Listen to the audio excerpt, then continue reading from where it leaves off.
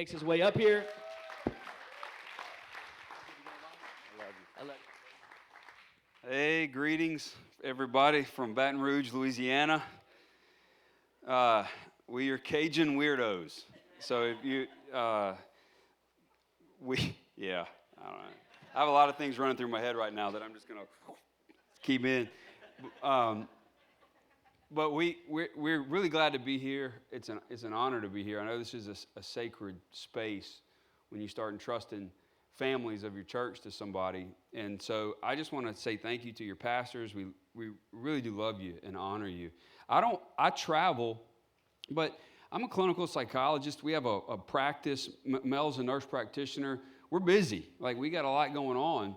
And so when we travel, I want to be sure that I'm traveling and I'm connecting with missionally minded, like-minded people where I don't just show up somewhere, we do something, and then it dies on the vine. And so your pastors are missionally minded people. They care about holistic health and self-care. We're going to talk a little bit more about this tomorrow, a lot more about it Sunday night. But I just want to honor you guys and say thank you for having us. It's amazing. It's the first time in Orange County. So, and I want to honor my wife, Melody. We've been married 21 years. She's amazing. I would not be a parent without her, that I know of anyway. But but no, we're good.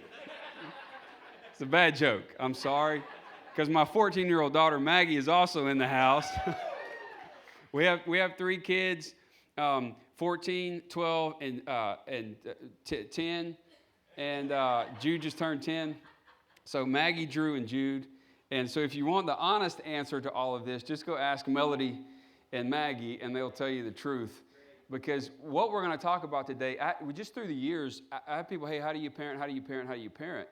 And I never consider myself a parenting expert. I don't even sometimes know what that word means, expert. It's like the more you learn, the more you realize, holy crap, what do I really know? But values-based parenting literally came out of how Mel and I approach our parenting strategies. It's not perfect. We don't get it right all the time, but that's not the point. Parenting is about charting a long-term course where you continue to engage the kids that God allowed us to bring into this world, where until we see him face to face, we steward this identity of who we are as a parent. And that's what I want to talk about today. And what your pastor said, it's never too late to start leaning into this, ever. So if you're like, man, my kid's 18 years old, I feel like I've failed, I'm not even sure why I'm sitting in here, it's not too late. We're going to talk about being mirrors for our kids and being able to lean into that. It's really, really important. And one of the most powerful things we mirror back to our kids is humility. To be able to go back and say, hey, I screwed this up. I want to apologize to you. And so it's never too late to start this, even for grandparents. It's not too late. If you're a grandparent, it's not too late. So we're going to get into this. Sound good? Yeah. Listen, I got a weird sense of humor. I want to show you a few slides to start this off, if we've got them up there.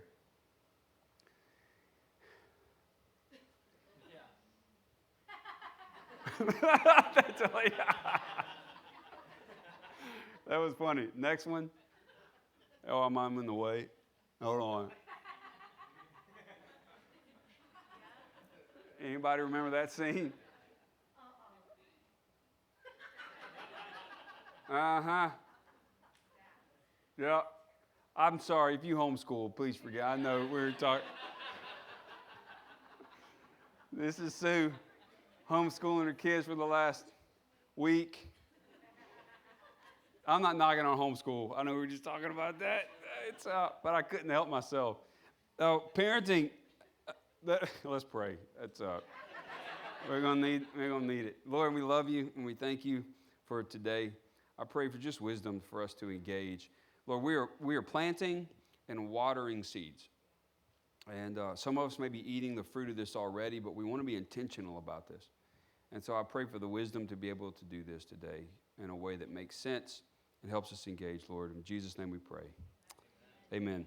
I think parenting is one of the most important things that we actually do as humans. Hands down, it's one of the most important things that we do. It's also one of the most rewarding And sometimes we think that parenting is an action, but it's really an identity. We are parents. And what we do flows from that identity as a parent. And I think one of the most essential roles of who we are as a parent is that of a mirror. When our kids look at us, they see who they are in the mirror of who we are to them. And we don't always reflect back perfectly, but we want to be able to reflect back who they are as people in a way that helps them understand who they are as children of God. And, our culture reflects back all sorts of things, but one of the most powerful tools that we have as parents is that we have the capacity to reflect to them who they are at a core self level. I'm going to talk just a minute about this. We're going to get more into this tomorrow night. But when our kids look at who they are in the mirror of who we are as their parents, it shapes how they think about themselves at a core level. And from that core level, it moves into all of the different identity parts of who we are. We're children, we're parents, we're partners or spouses, friends, professionals, hobbyists, etc. And we'll get into these others later. But the idea is that who we are as parents and what we reflect back to our kids shapes the very core part of them that was created by God to see and recognize who they are. Because we don't know who we are apart from the relationships that we're in. Right? Now, we may think something about ourselves that's not actually true, but if that is subjectively true, that's all I've really seen in the mirror of my relationships. If the mirror that I look at is broken or cloudy, and I walk away thinking I'm cloudy with 3 heads, that's not objectively true, but it's my reality. And as parents, we have the capacity to reflect back to our kids, no, this is who you are. And shape that in a way that helps them lead all of the different parts of who they are. Right? Because we all have different parts, right? And every one of those parts have their own unique experiences. Let me get into this real quick. I think it's worth it. Every single part, this is the anatomy of every experience we have. Every experience we have has thoughts, behaviors, emotions connected to it. Has neurophysiological correlates, our body. It's all connected, all within the context of the environment, of the circumstances, and the setting events. And as parents, we are helping our kids realize that I can experience something, but not necessarily agree with it. Huge difference. I can validate their experiences, and we're going to talk about that as a parent. It's important to actually validate our kids' experiences. If they're freaking out, we validate it, right? But I don't have to agree with it. And just because they're experiencing something doesn't necessarily make it true. And that's a crucial part of parenting, because when we reflect back to our kids who they are, sometimes it flies in the face of what they're experiencing. Does that make sense? So I think one of the most important things that we can do as parents is reflect back a core set of values that help shape not just who our kids are, but how they think and how they engage the world around them. And that's what we're going to talk about, values-based parenting. So when I talk about values-based parenting, it is an intentional approach to raising kids from a core set of defined values. We're going to actually work on this today. Has anybody done any values-based work? Like, does anybody have core values written out as a family? Yeah, good. Okay, awesome. Well, we'll get into this.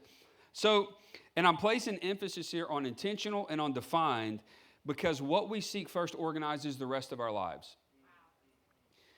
Listen, we are constantly operating from a core set of values, whether we like it or not. It's not optional. And we'll get into this in just a minute, but every single one of us are operating from values, and it might be that we're trying to survive or just maximize comfort. In fact, we do a lot of missions work too. So we work with people kind of all over the place. And a transcultural mission is to maximize comfort, minimize pain. Values protect us from living from that place.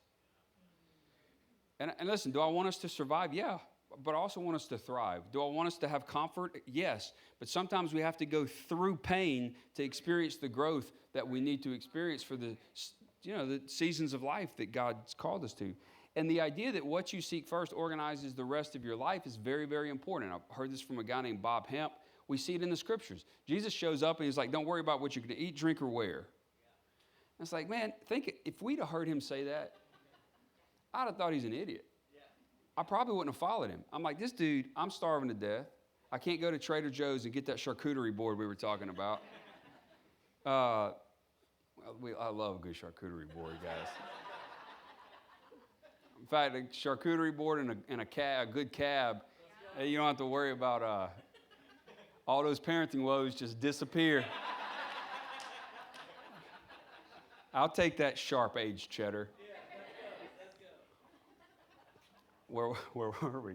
What you seek first, organize it. That I was seeking first that charcuterie board, and it just organized my moment.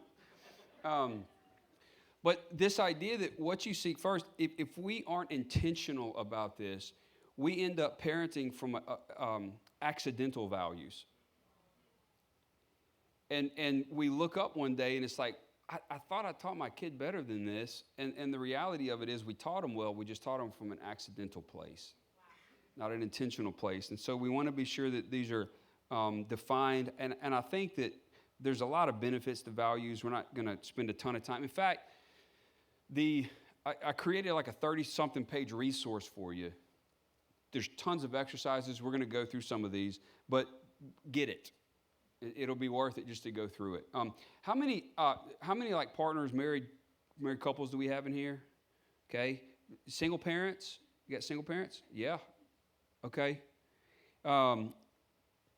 So it takes a village. Whether you're married or you're not married, it takes a village to raise kids.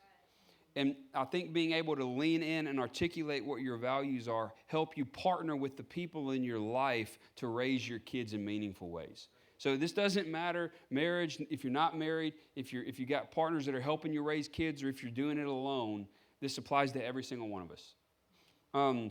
It helps bring order, it helps bring ownership to behavior, and it helps with just natural consequences to help us grow. So there's 5 areas of holistic self-care. We're going to talk about that tomorrow. Values-based parenting. The first is understanding what our values are. Number 2, it's mentoring. 3 is affirmation. That is the crux of what it means to parent from a values-based perspective. Knowing what your values are, knowing how to mentor from those values, and knowing how to affirm our kids from those values. Then you can deal with violations and consequences, and then it comes right back to the mentoring and the values-based piece of this. So, all right, what is a value? We should have a slide up here. Yep. So, what is a value? By the way, I'm going to leave this up here because I may keep coming back and referencing it. Is that okay? Is it in anybody's way? Nope, we're good. All right. So, what is a value? A value is an overarching principle that drives who we are, how we think, and what we do. Who we are, how we think, and what we do. And it ultimately represents the underlying belief systems that govern how we see ourselves and how we see and engage the world around us. This is very, very important because our behaviors are ultimately motivated by unconscious beliefs about who we are, what we believe about other people in the world, and what we really believe about God, and the rules that are all connected on how those things are supposed to interact. So if I, for example, think, man, I really, really want relationships, but there's something in me that says men can't be trusted, women can't be trusted. I'm going to be a bad parent. I can't do this. Those underlying unconscious beliefs ultimately shape how I interact with the world around me. I will actually sabotage the relationships that I'm in unconsciously to protect myself from the pain of failure, which ironically promotes that. Wow. It's just boom, boom, boom, boom, boom, boom. That's why I think we've got to realize that values and being intentional about it in our parenting can't be optional, because values aren't really optional.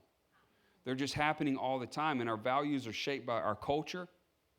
Honestly, the values that we have are shaped by everyone and everything around us. They are pumping value systems into us. We're in a values war in our culture, right? We're in some ways always in a values war in our culture. Our friendships are in promoting our culture, our childhood, the music we listen to, where we live. I'm telling you, our value systems in Louisiana are different from a lot of the value systems here in California. And if we're not careful, those things clash and we impact kingdom-minded work because we get so focused on what's going on in our culture. But all these things are shaping how our kids think. And if we're not careful, if we don't realize it, if we aren't thinking from a kingdom perspective, we end up parenting from a cultural perspective. And while that's not always bad, sometimes it can sabotage our families. How are we doing? So there's a few kinds of values. One's fundamental. And we're going to kind of move through these pretty quickly. But the fundamental values are things like survival and comfort. It's fundamental in the sense that every human on the planet is operating from these things. Right? I need to survive this. And let me tell you something about surviving. Values help us thrive. Values help us engage the world when we're confronted with chaos, and we refuse to let chaos organize how we engage our parenting and how we engage the world around us. That's what values do, is they help organize us at a higher level. But if we are operating from survival, man, we just got to make it through. We just got to get through today. Life's crazy. I'm at soccer. I'm at lacrosse. I don't know what y'all got up here. I'm at water polo over here. For us, it's a lot of the basic stuff. We're big LSU fans. We go to everything LSU. Anyway, go Tigers. By the way, there's somebody here that wanted to go to LSU. I don't think they're here today. But you had some Louisiana people in your church? Okay, yeah. Yeah, I don't blame you. I don't blame you.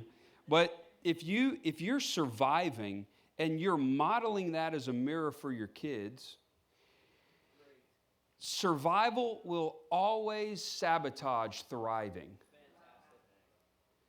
Surviving will always take precedence over thriving. And if we're just getting through the day as parents, so much about values-based parenting is being sure that we actually start with us and our lives. How are we living from a place of thriving? And look, I'll tell you, Maggie can tell you this. Maggie's seen us in her 14 years of life.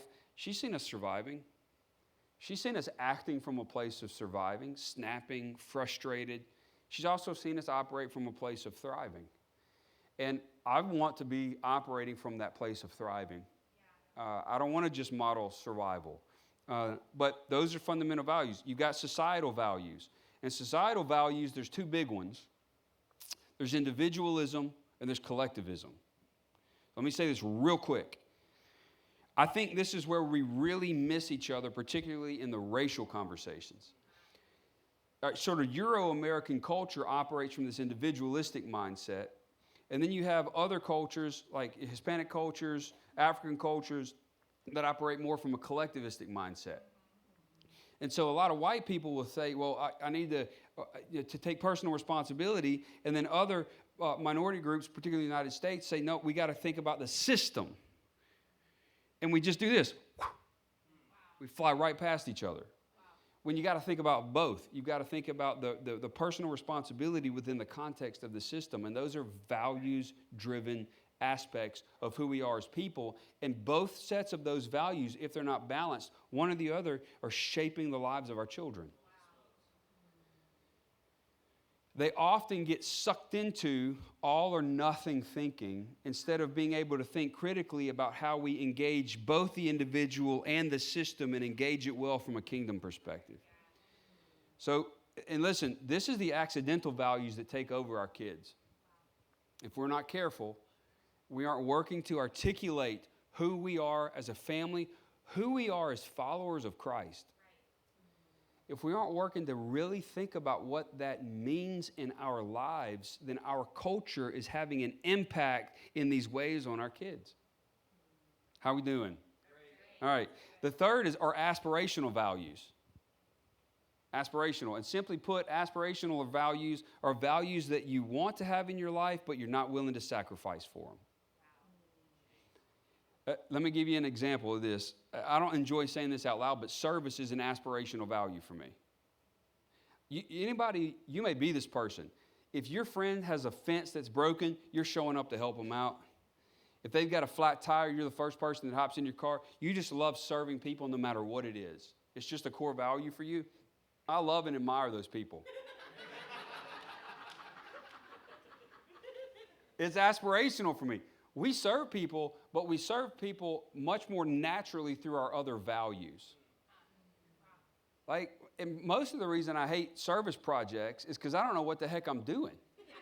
Like, I'm not a normal guy. It's like what takes normal guys 5 minutes to fix takes me about 5.5 hours to fix and 4 visits to Home Depot before I get what I actually need. Mel's like, hey, babe, the sink's broken. I'm like, oh, dear Jesus. I'm like blocking out 2 full days to figure out. That's, or you call somebody. But listen, aspirational values, it's fine to have them. Just recognize them for what they are, because we will say that our core values are our core values, but really they're aspirational. And our kids will know the difference because they will not see that we're willing to sacrifice for them. And that's what a core value actually is. It's those intentional principles that we're willing to suffer for. What are we passionate about? The word passion means to suffer. What are we willing to sacrifice for regarding our core values? And that's how you know that something is actually a core value. And the goal of those values are they're healthy, intentional, they're self-caring, there's other focus, they're growth-oriented, and they have to be defined. Now, some people talk about behavioral values, like, for example, we pray, and that's great. I love behavioral-based values. But from my perspective in values-based parenting, I want us to take a step back and realize that a value is not actually behavior. The value is the principle that guides the behavior. And we've got to clearly define our values so that we know what is actually organizing our behaviors. For example, the Pharisees prayed and Jesus prayed. I would argue that it's 2 separate values.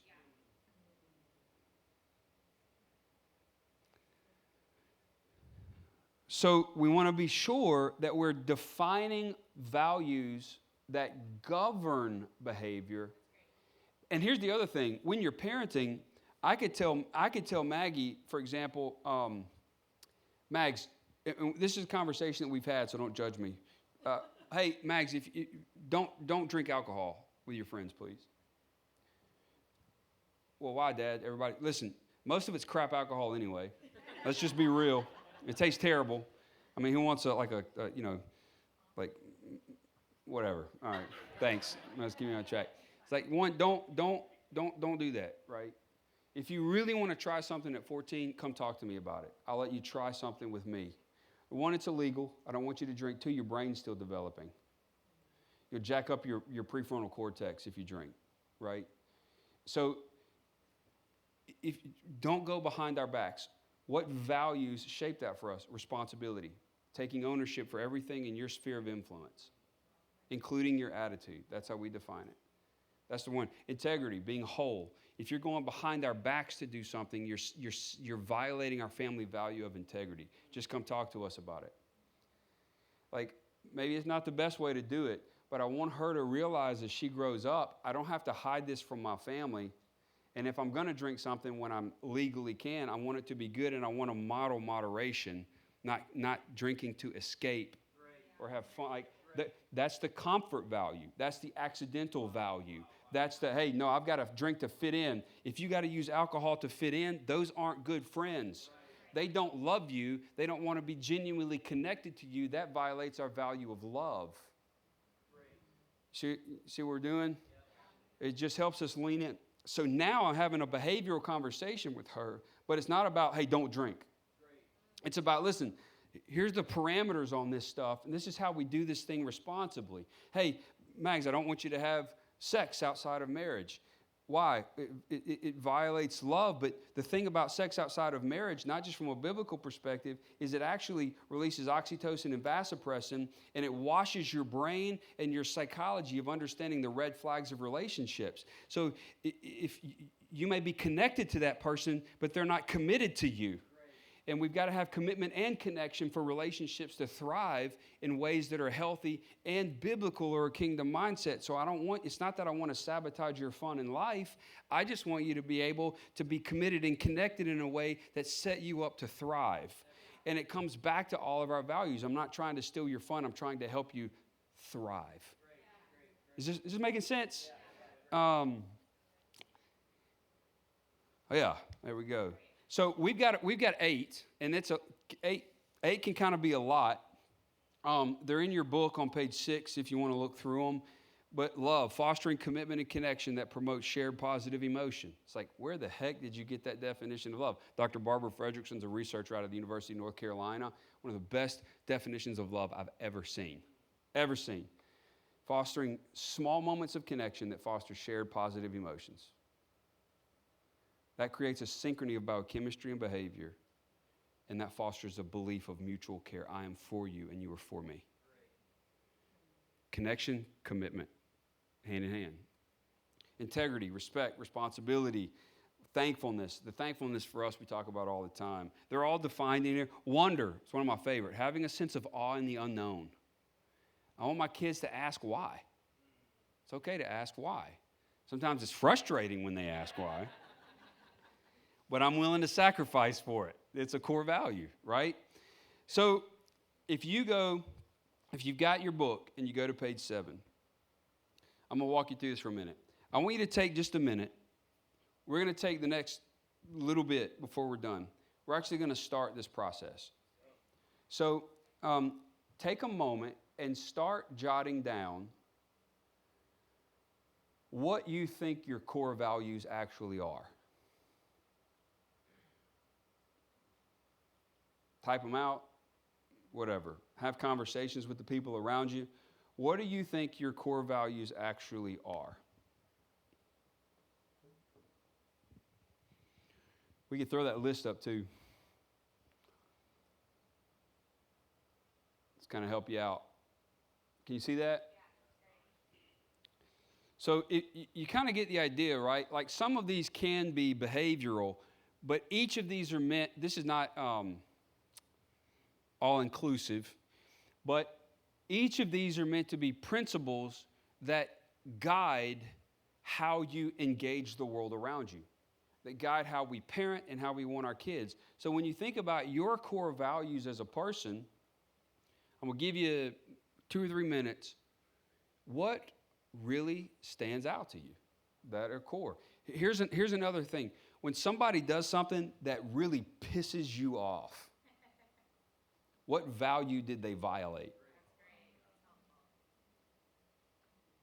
When you see someone that you respect, what values are they operating from? When you see them do something, what value governs what they do? I'm throwing some background music. No, thanks.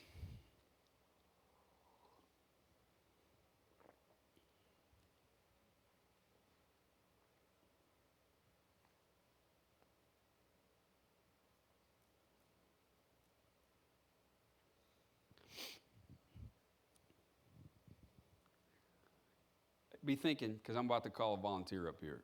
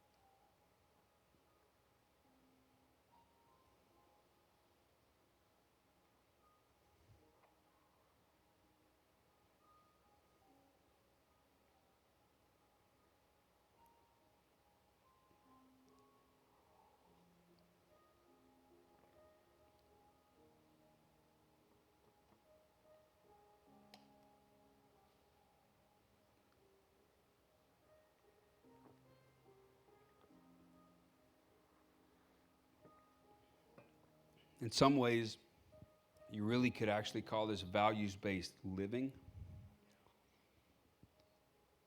And I think so much of our parenting starts with us as parents. How do we live our lives? From what values do I want to engage the world around me?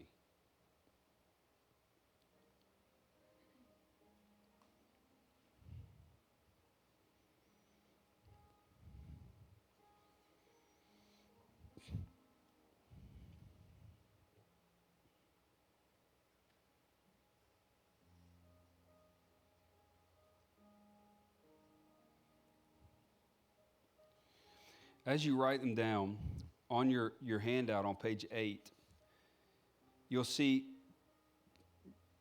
prioritize them into 5. You can add a few more. We recently just added courage because I realized that courage is such a core value for me where we take heart even when fear is present. So I'll give you a quick example of this, and then I'm going to ask somebody to come up here with me. My middle son, Drew, his very first baseball tournament. He's a great little baseball player. We do local travel baseball. He's a center fielder. Anybody baseball fans? Okay. So, say what? Only 2, yeah. Go Tigers. We won the national championship. So, first baseball tournament, we're driving. He goes, Dad, I'm scared.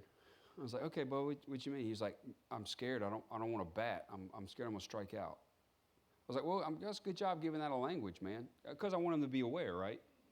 Good job giving that a language. I said, listen, that's what I want you to do. I said, I want you to close your eyes. He closed his eyes. So I want you to see your fear. My kids are going to need therapy after having a psychologist for a dad, by the way.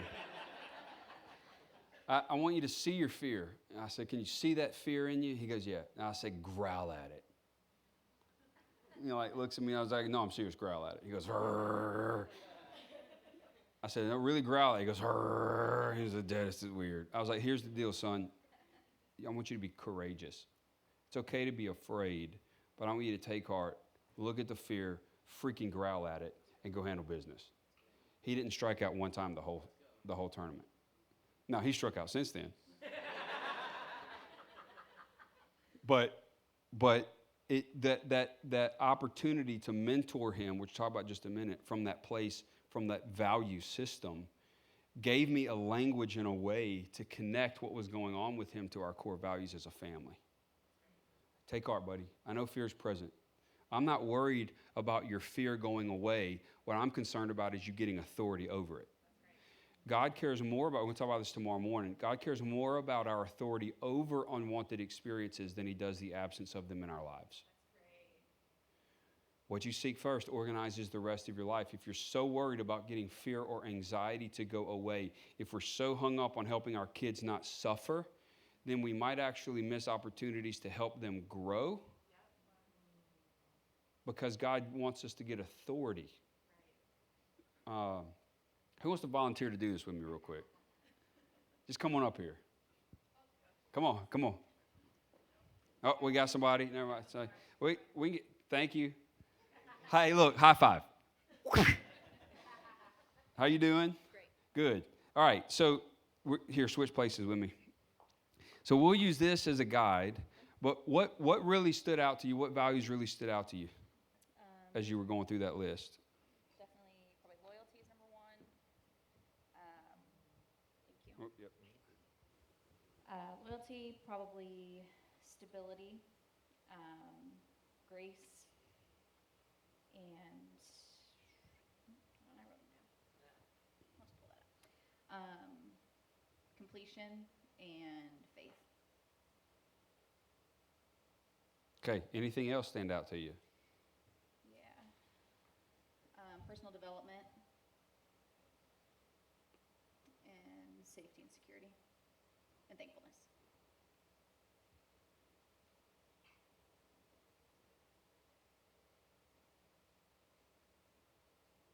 All right, so here's the deal about values. They have to act as a group.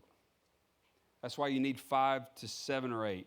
Because if you're operating from one value alone, you could overuse or operate from that value in a place that actually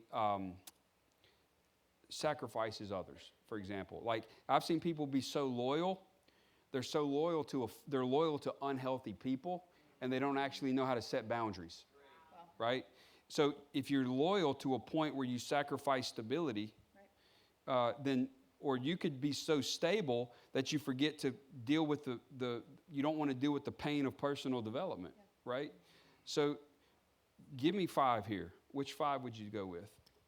5 overarching. Definitely loyalty. Probably faith and completion and stability. And thankfulness. All right. So these 5 start off as her fundamental core values. Because as you're looking at these, you're willing to sacrifice things for these. Can you think about times in your life where you did sacrifice for one of these? Oh, yeah. Are you willing to share it? Never mind. But, all right, just to the point, there's emotion connected to this. Yeah. And aspirational is like, I'm not, It's like, guys, this, when we talk about core values, this is the response that you're looking for when it's time to lean into it. So how would you define loyalty? That's a great question. Don't think about getting it right. Okay. Just start talking about what it means to you. Just staying by someone's side and staying with them through hard times and going through the hard with them.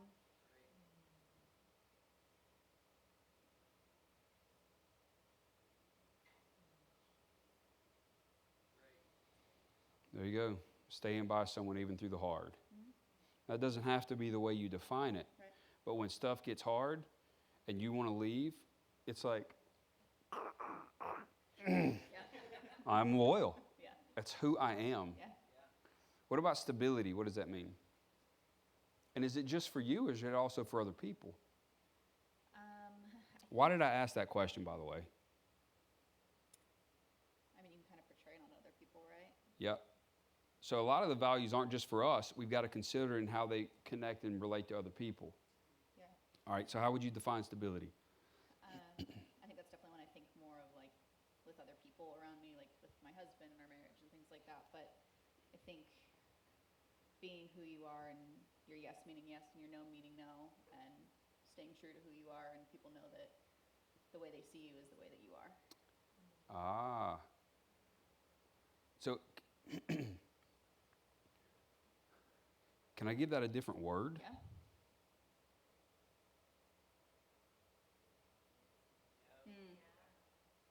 Yeah. I'm not crossing that out because it's not important. Yeah. The word integrity means wholeness. It's not just about being honest and doing the right thing to the best of your ability. Yeah. It's about all of those different parts that we talked about coming in alignment and being healthy. And so, hey, I want to operate from a place of integrity, and that integrity yields the fruit of stability in the lives of other people. Yeah, that's good. Does that make sense? And you can work to change that if you want to. Yeah. But so one way to think is I'm going to be consistent and whole, Love it. trustworthy.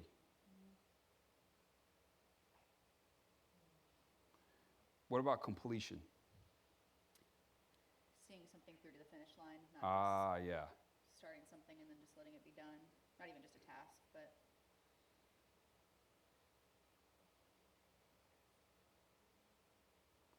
Man, you're like the ideal team member. My God. My God, this is amazing. Look, we could go through faith and thankfulness, but you guys get the idea? Those are powerful values. yeah. Because I think if we were to add probably 7, right, which I would say 7's great,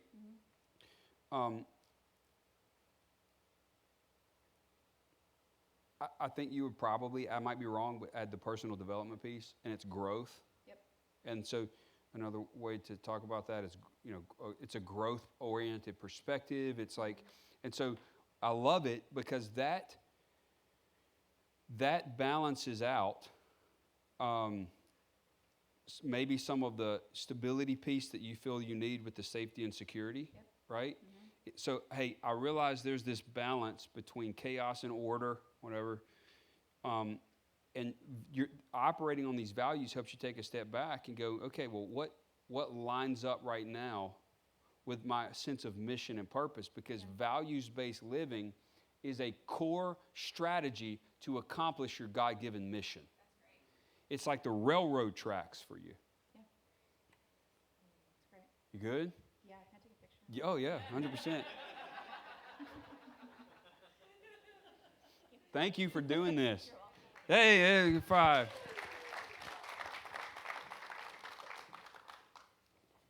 That help make some connections? I'm telling you, guys, it's a game changer when you start leaning in, because on that next slide for mentoring, we got about 5 minutes, and then we'll go to Q&A. But mentoring is about moving our kids past obedience into understanding. I'm not interested, for the most part, Mags may tell you a different story, so feel free to, but I'm more interested in them understanding the why behind the request. Sometimes the command. But what is going on with the why? That is the heart of mentoring, and mentoring is a collaborative. Mentoring, the reason I like the word mentoring in parenting is we are opening up our lives to our children so that as they get older and older and older, they begin to see who we are. We can mentor them through our failures and through our successes. And there's this relational reciprocity in mentoring and a scaffolding that takes place. And I think that the mentoring piece is really crucial, and there's a few things that have to happen for a mentoring relationship with our kids. And as I go through these, I want you to think about on a scale of 0 to 10, 0 meaning you're not doing this at all, and there's no judgment here, by the way. This is just acknowledgement. Is everybody with me? 0 to 10, 0, I'm not doing this at all. 10, I'm crushing life in this area. But the first one is intentionality. How intentional am I actually being to connect with my kids? I'm not just committed to them, I have to be connected with them. Because if you aren't intentionally fostering small moments of connection with your kids, you're unintentionally driving disconnection. That's one of the reasons love is a core value for us, is I'm a busy person, and I do the best that I can to have small moments through the day of connecting, small moments through the week of connecting with my kids. Intentionality. Pursuit. We have to pursue our kids. I work with a lot of parents who get hurt because their kids don't pursue them and don't realize that they're actually modeling a lack of pursuit. And so I think we've got to lean in. You know, it's one of the reasons Mags is on this trip. Melody was intentional about pursuing Mags on her fall break to come ahead of time and see her brother in Porterville. Mel's brother lives in Porterville. It's near Bakersfield, yeah. Mel was being intentional, and there was a pursuit. How often are you pursuing connection with your kids? Time.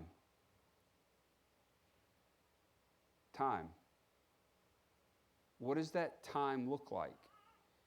Quality and quantity are important. How am I spending time with my kids? Am I giving them feedback well? We'll talk a little bit about feedback in the next session.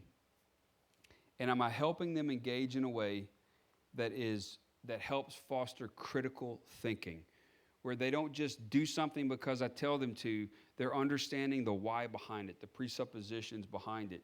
And so we mentor through intentionality, pursuit, time, feedback, and critical thinking. And I think this is one of the biggest aspects of mentoring, is that it's relational. I'm not trying to cram right behavior into my kids. I'm charting a lifetime where every moment is a data point that moves them in the direction of healthy living, of thriving, of a values-based approach to how they engage the world around them. And so, you know, when you're mentoring your kids, you can use language like, hey, based on our values, what do you think is the best response here? What are our family values? What do you think is the best response here? Which values are guiding your response right now? Mags had I'm using Maggie a lot just because you're here. Sorry, mate.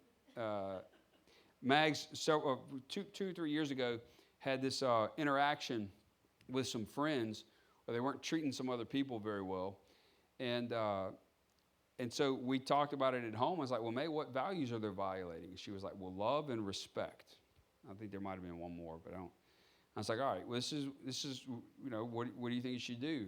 So we'll have a conversation with them about it. So Mags goes and has a conversation with her friends, and she says, I'm going to stop hanging out with you for a little. This isn't all totally accurate, but feel free to correct me if I'm wrong. But she goes and has a conversation with her friends and goes, listen, you're violating my family values of love and respect, and I can't hang out with you right now until you get this together. I was like, dang. She did it. And then she didn't have any friends for a little while because she realized, she came back and told us, Dad, I realized that what I allowed basically shaped how it impacted this other set of friends.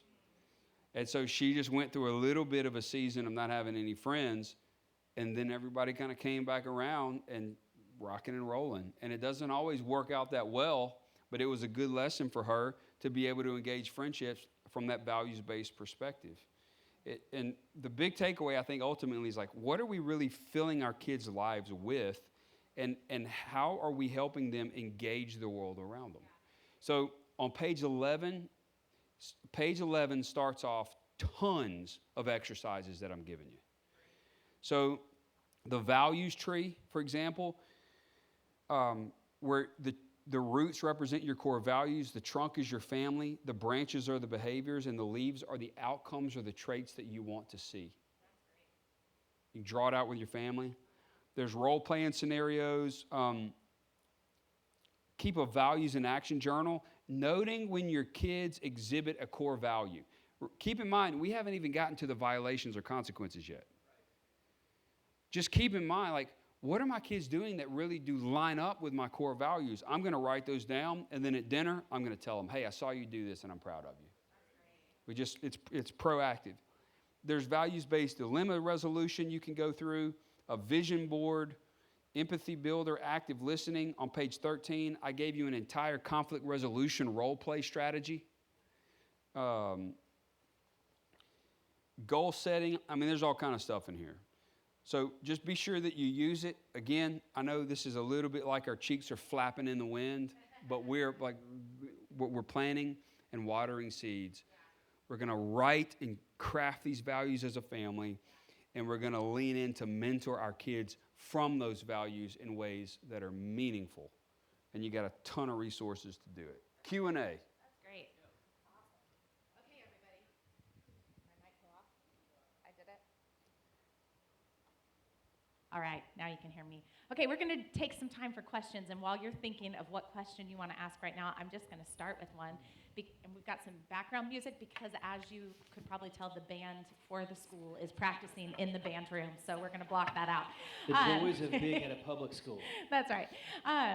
So before we dive into the questions in the room, a thought that I have, so as we sit and as we're all working on coming up with what are our family values, for those of us in the room, well, for those of you in the room who have young kids, this is great to do, whether you're a single parent or to do with your spouse, thinking about what matters to us, where do we want to go, and to start implementing that young. Yes. But for people in the room that are like me, I have a 14-year-old and a 19-year-old, so we've got teenagers.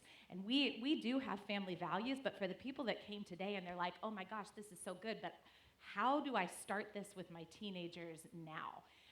What would you say? Yeah, that's actually fairly straightforward. Yeah. It's include them in the process. Yeah. So take this and go, hey, what do you think your values are?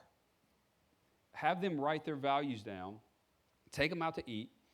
Everybody puts their values on a table and go, how are we defining these, and what do we really want our family values to look like? And I think you let them be a part of that process. And one way to kick it off is to say, hey, as a parent, you will find that you're not going to get it all right. And we've been parenting from a little bit of a place of chaos. And I want to apologize to you. That's great. But we're learning some new things about parenting that we want to start teaching you now. Some of this will be amazing. Some of it's not going to be so comfortable. But if we can start implementing some of this now, I want it to shift our relationship moving forward in a positive way. And just show humility. Yeah. Introduce it to them as the new concept that you're learning. Tell them everybody's operating on a core set of values, and you want to be honest about your core values. You may not like some of your core values, And that's okay. We just got to be honest with ourselves. And as you write them all down, get them, take them out to eat, make it an event, come up with your family values, define those, and write them in your house somewhere. Yeah, that's great. That's great. I love that you even said you're being intentional about creating the space for it, because I think with teenagers, it can't just be like, hey, today, come downstairs, we're going to do this right now, but maybe like planning a date. We're going to go out to eat. We're going to talk about family. We're going to have a conversation about what's been important to us. It's being intentional and putting it out in front of them and creating something that they enjoy as well, right? Yes. Yeah, that's so great. if you have questions, go ahead and keep your hand up so I can come to you. And I know we lost our family room because it's also a band room. Oh, nice. So parents with babies, do your best. We love you. We want you in here. So I think it's on the speakers outside if you have to leave, but have your kids in here. This is great. Maybe they'll get values through osmosis. So, I'm going to come right here to Brittany. Okay, this is so good. I'm really excited. What do you do with your spouse if they have different values? Do you have to pick the same ones as a family? Right. Yeah, Well, that is going to be true for every spouse. I think that Mel and I have different values, right? What you want to do as a family is come up with your core. And then if you need to recognize that I just naturally operate from a different core set, then you could put tertiaries. Excuse me. So we're going to operate from our core. But if we have to engage these others, then we're going to work to compromise. So, for example, so hospitality. The way we define hospitality is creating a safe place with your presence where people can heal and grow. But in the South, hospitality means something different to everybody. Hospitality means I'm going to give you a sweet tea, God bless you, bless your heart, and then talk about you behind your back, right? I don't know if you grew up in the South. So, but hosting is an expression of that. I'm an introvert. Like, I struggle sometimes relationally because so much of what I do is in the trenches of life with people. It's hard for me to then hang out. I just struggle with the relationships. Mel is an extrovert, bouncing off the walls. And so friendship and connection, hospitality, those don't always connect for us. And so I've had to sacrifice my own comfort sometimes to lean into that value for her. And she has had to sacrifice her desire for connection to help me take a deep breath. And so if you're divorced, you can't help what the other parent is actually doing. You can only take responsibility for yourself. That's it. And so you may, I've seen this. I'm no longer an early career professional. I've been doing this long enough now where I've been able to see things move over years, right? I have seen parents get divorced. One parent wanted to be liked. The other parent wanted to love their kid well. And I'm not saying the other one didn't want to love their kid, but they didn't know how to set boundaries and refused to do it. And it was on a lot of things, right? Fun, do whatever you want, freedom. Over here, responsibility, respect. And what I saw through the years as this particular parent set the boundaries that they needed to set to love their kid well, what they found through the years is that that as that kid aged, they started to come more and more back because they respected. This parent didn't talk negatively about that one. Sometimes they did. I've got somebody in my mind, but sometimes they did, but they worked to not do it. And as that parent talked negatively about this one, but this one honored, man, you talk about hard. Trusting the Lord, operating from those core values, it kept them from getting sucked into that parent's chaos. Boom, anchored. And so you can have these two extremes where Mel and I may be working at hospitality, and then some parent may be talking about you all the time, bad-mouthing you too, and you just stay consistent. You stay operating, you stay loving, you stay setting the boundaries that you need. And so I don't know if that answered your question or not, but that was a good one. That's great. Good morning. Good morning. Thanks again for being here. Thank you. How do you maintain maybe the momentum of implementing this? Say, 3 months from now, when the excitement of all this wears off, how do I keep it sticky in the family and keep it beyond, that initial phase of implementation? Yeah. So, oh, dude, I wish we had more time to talk about this. So I'm working on momentum and motivation are intimately connected, right? Because you can leave something like this and feel motivated and you implement it, but how do we keep it going? Hold on. So this is the anatomy of every experience that we have, but the blue is the anatomy of every attitude that we have. This is very important. We think attitudes, like my attitude towards this, how I feel about this, how do I stay motivated or get momentum to do it, is an emotional process. But really, it's an attitude, so I don't have to feel the attitude of a values-based lifestyle to foster the attitude of a values-based lifestyle. Does that make sense? Yeah. So thought life, how I think, what I choose to engage, behaviors, how I orient my body, and it shapes the emotional piece, which helps impact the momentum. So when you think about this, it starts with why. Understanding that values-based living is a core strategy for our God-given missions in the earth. And so writing it down, keeping it in front of you, revisiting it on an ongoing basis, implementing it into the day-to-day where you're keeping it in front of you on an ongoing basis. And you're not always going to feel like it. Like, this is hard. Mel and I fail a lot, actually. By the way, you're going to fail a lot. Congratulations.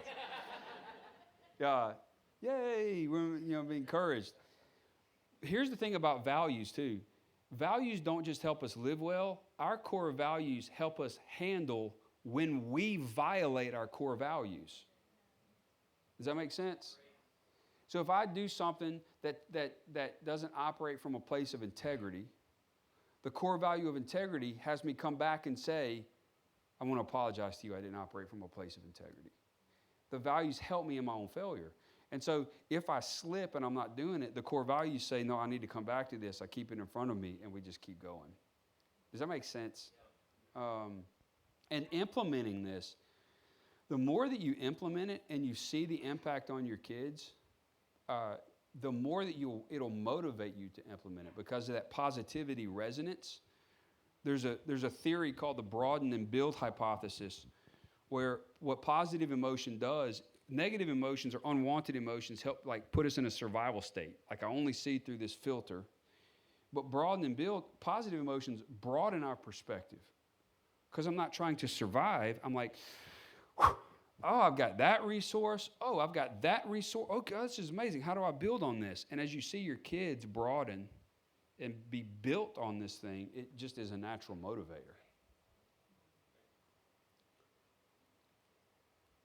Hey, so my name's Matt. Nice to meet you. Thanks for Nice to meet you too. Great way to start it. So my question is about honoring authority and respect. Yep. So growing up my whole life, I've always struggled with authority, teachers, pastors. I've been in the military for 14 years, still struggle with authority, right? So man, that was a rough 14 It's been a really long life, right? So for me, you really have to prove yourself, right? You have to give the why, earn the respect, right? And I struggle with honoring above respect because they're in authority position, right? So if you know anything about my daughter Amelia, she is the exact same as me, right? And she's already showing signs of this stuff in school. So she gets in a lot of trouble. She's a why kind of girl, why do I have to do this? Why? And you spoke about it while you were up there earlier. So my question is, right? Actually, before I ask the question, so I found myself my whole life, my parents always taking the side of the authority, and what their word is as good as God's word. So whatever you say, the adult said this, you're now in trouble, right? So as a result of that, I've kind of flipped it, and now I seem to have my daughter's back a lot more than the authority, even if she did something wrong. And I think it's just from my childhood, my upbringing, and no, I have your back, Amelia. Maybe you shouldn't have done that, but we can correct that here at home. You're good, right? And so I usually have her back a lot more, maybe more than I should. So the question is, how do we get our kids to honor authority, but at the same time challenge that authority that may not have their best interests at heart? Yeah. Bro, that's a great question. There are several nuances to this. The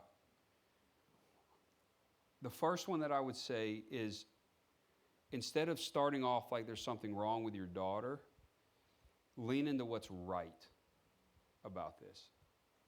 She's an advocate. She's a critical thinker.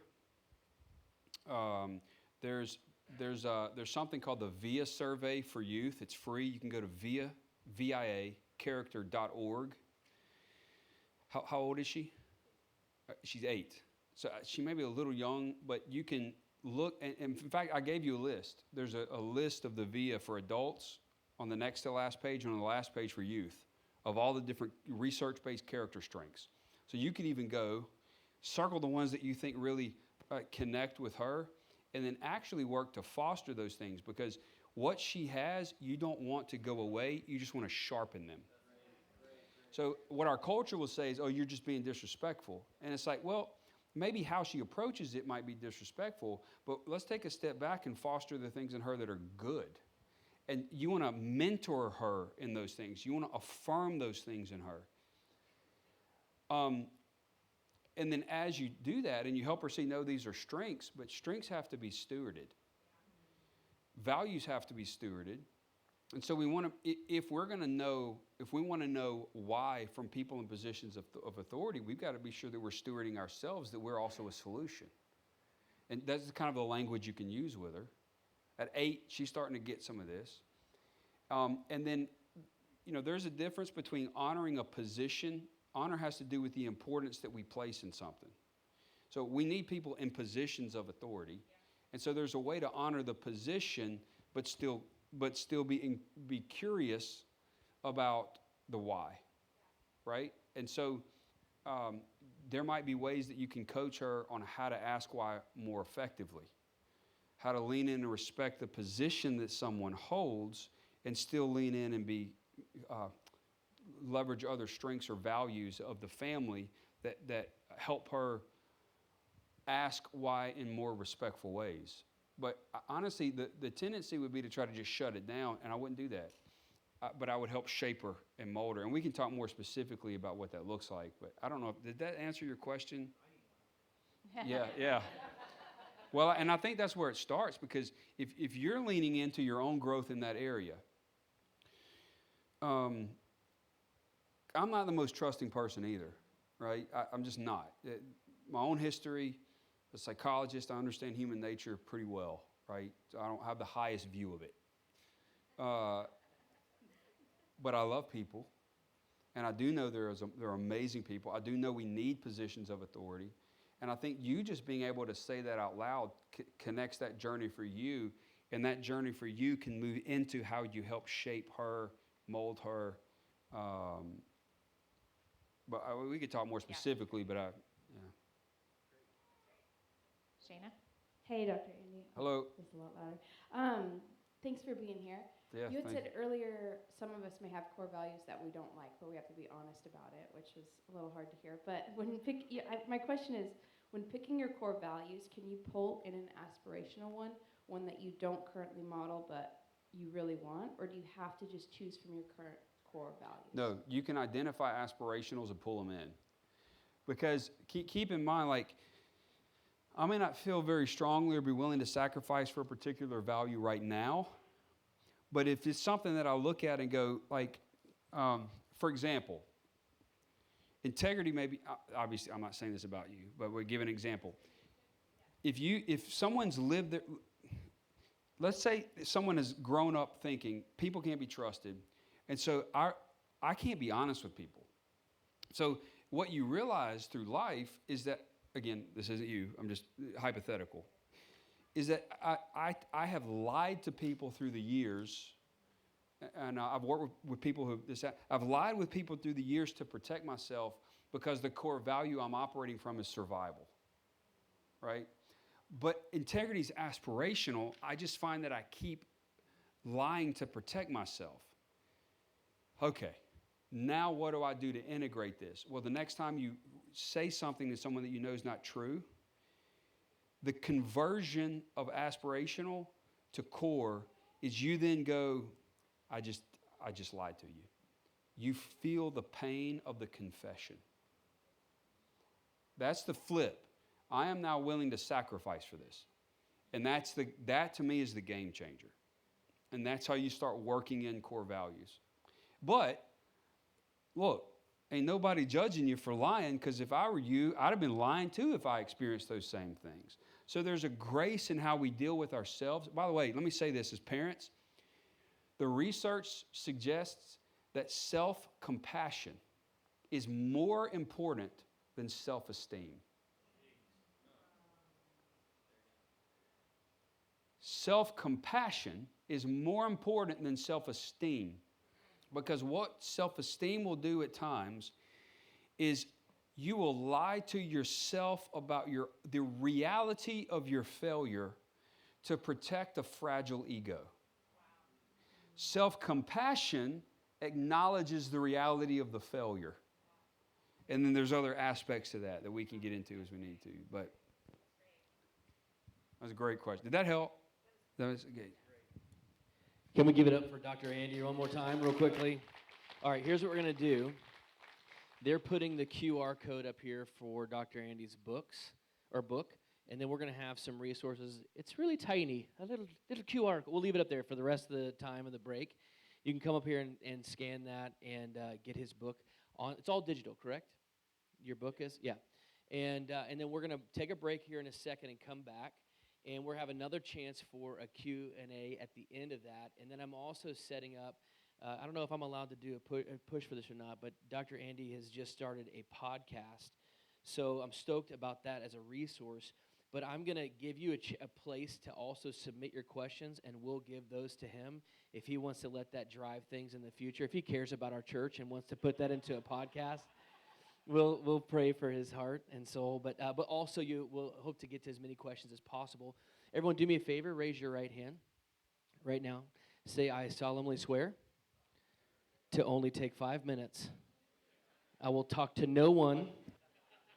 Extroverts, talking to you. I will talk to no one. Okay, good. You get the idea. So here's what we're going to do. We're going to take a 5-minute break and come back in here. The reason is I want to get some more content, and I want to give you a chance for Q&A. And so if you're jibberty-jabbing out there, it's going to be a problem for us. So does that sound good? Huh, babe? Get some coffee and come back. So go ahead and stand to your feet. You're dismissed. Run to the restrooms, get your coffee, and we'll see you back here in 5 minutes.